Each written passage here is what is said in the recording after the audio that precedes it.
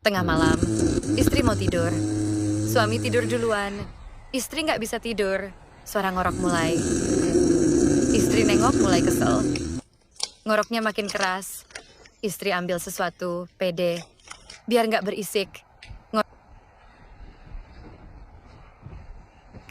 Ngorok malah tambah kencang. Malah makin parah. Istri pasrah. Akhirnya nggak jadi tidur.